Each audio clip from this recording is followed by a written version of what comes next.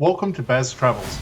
After driving 14,826 kilometers through 24 states and Washington, D.C., I've seen rocket launches to the Grand Canyon and Hoover Dam. I've explored Route 66, ghost towns, deserts, snow, and beaches on both coasts.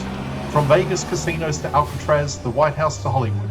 Join me for a journey of the ordinary and the extraordinary.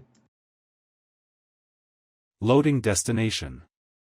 Simulation starting in 3, 2, 1.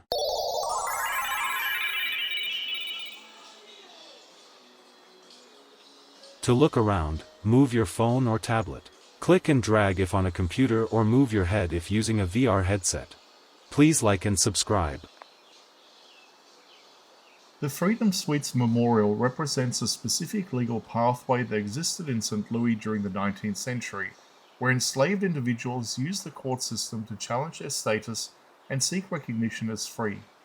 These cases were based on legal principles that allowed a person to claim freedom if they had lived in a free territory or state for a period of time.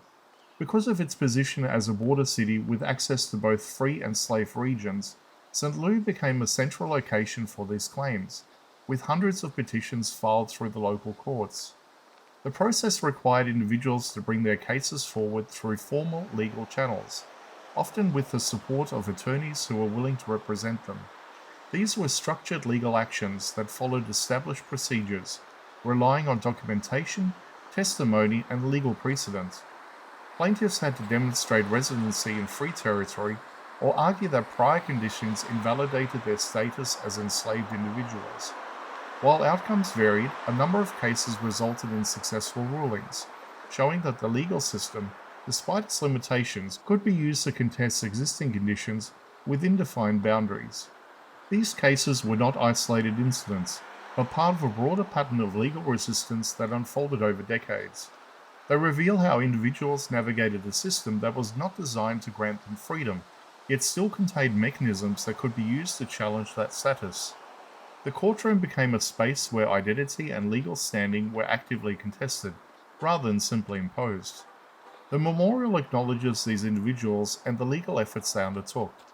It focuses on the idea that law can operate as both a constraint and a tool for change, depending on how it's applied. The cases themselves reflect a tension between established systems of control and the legal arguments used to oppose them, highlighting the complexity of law within that historical context. Adjacent to this history is the 22nd Judicial Circuit Court, which continues to operate as part of Missouri's modern judicial system. The presence of this court reinforces the continuity of legal processes in the same geographic area, linking past and present through the ongoing function of law. While the context has changed significantly, the structure of resolving disputes through formal legal frameworks remain consistent. The contrast between the Freedom Suites Memorial and the active courthouse creates a layered understanding of how law operated over time. In the 19th century, legal mechanisms were used in limited and specific ways to challenge slavery within the existing rules. In the present day, the courthouse represents a broader and more formalized system that governs civil and criminal matters across society. This connection between past legal struggles and present institutions emphasizes how the role of law evolved while maintaining continuity in its structure.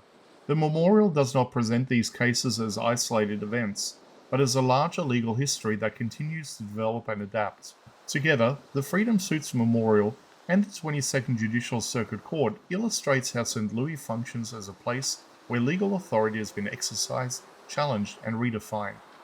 The space brings together historical action and modern operation, demonstrating that the legal system is not static, but shaped over time through both conflict and change.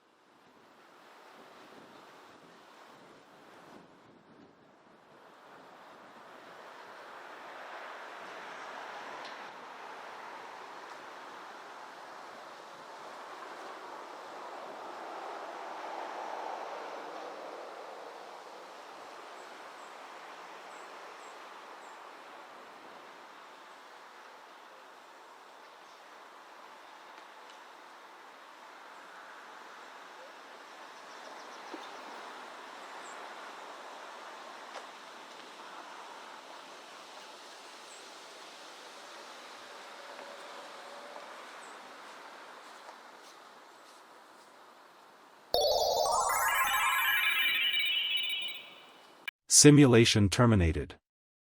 Please comment, like and subscribe.